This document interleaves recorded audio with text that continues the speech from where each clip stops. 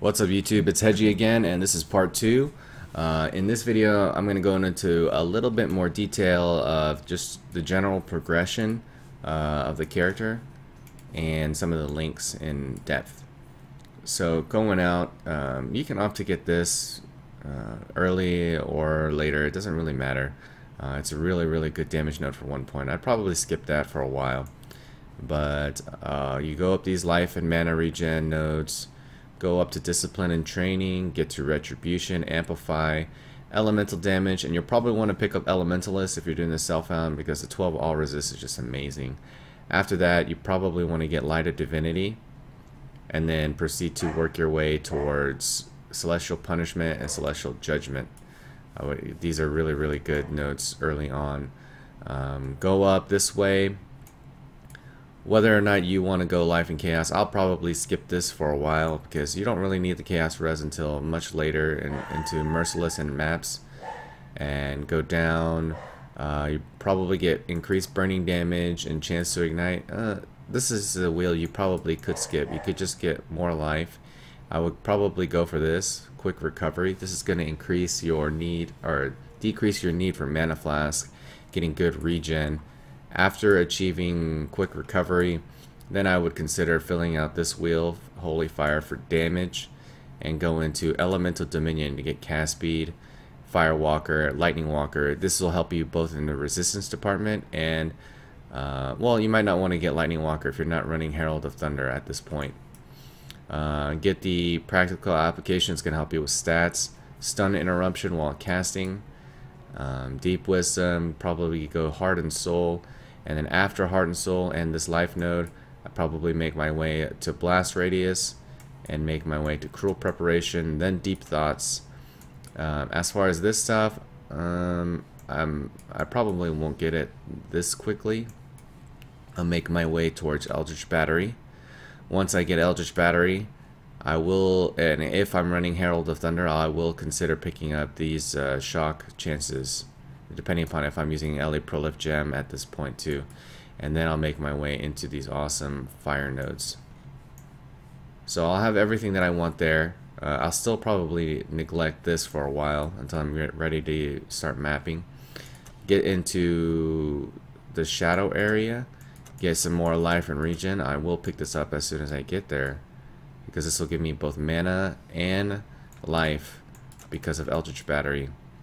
Going down into cold-hearted calculation, spell damage, mana regen, all good shit. Into blaze and more chance to ignite, trickery.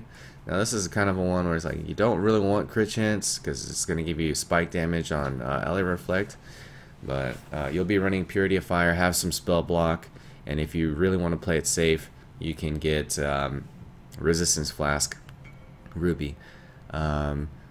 Then we have the life and strength through Blood Siphon and more dex and cast speed, which is going to be needed. And then you have cast speed here. These are all optional.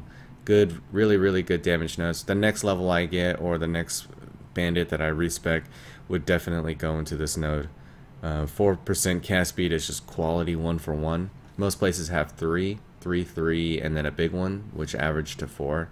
And same thing with here, which has the 3, so it's not really worth going down here. And these are spell damage nodes, which are inferior to elemental nodes because elemental nodes will buff the fire damage up front and then increase the burn, and it'll also work for both fire and lightning and cold. You don't want to do cold damage. Herald of Ice is something you want to stay away from. But that's just the rundown of the tree. If we take a rundown of the links, since I am using a Doryani's Catalyst, I don't plan on intend on getting one. Maybe later on, much later, when Atziri's on farm and I have enough currency. This will help facilitate a couple of things. I like to use this scepter with Conch Effect, Fire Pen, and Vol Flameblast, and it gives me a lot of single target DPS to take down, you know, uniques or rare bosses or unique monsters, exiles, things like that. And I'll show you what it kind of looks like. We'll build up some charges And as you can see, the proliferation of both shock and burn are going off. I have a 25% chance to shock. And it only takes one shock ring, you know, to like touch everything else and debuff it.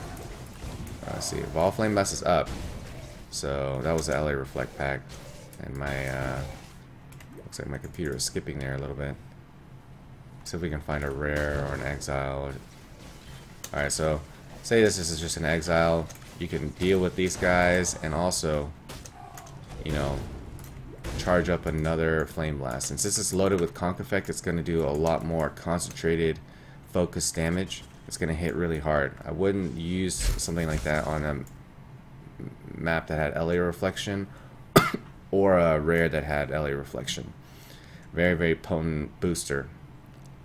As far as the gloves, casting damage taken, increased duration, Immortal Call. You could put Enduring Cry here. I don't have this fully linked.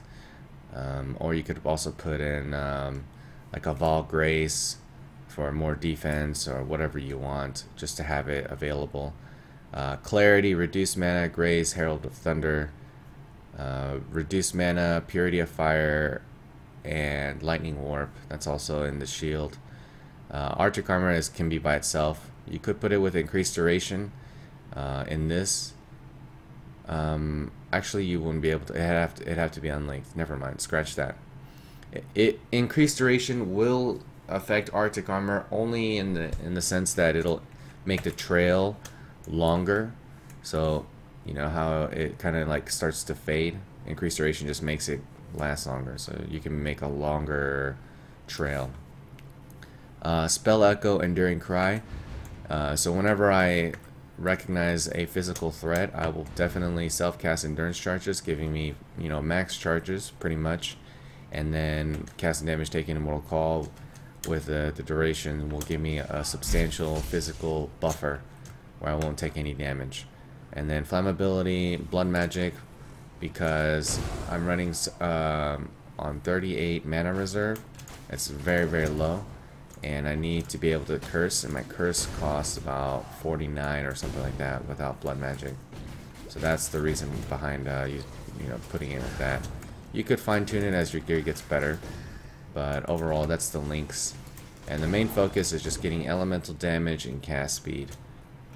And you don't want to focus on getting crit, because crit makes you more susceptible to more LA Reflection. So, bottom line, you get 5, 5, 10, 5, so 25% chance to shock, and then whatever your crit chance is on your Flame Blast at the time. In this case, it's 7.5. That also, when it crits, it will facilitate both burn and shock. It will hit very, very hard. So, a pretty good shock chance. And that's pretty much the build, how I'm going to level, and I'm just going to take it as I find it. If you're interested on how I earned currency at the very beginning of the league, just feel free to tune in and, you know, just observe or ask questions. Thank you guys. I hope you guys enjoyed this video, and I'll see you guys later.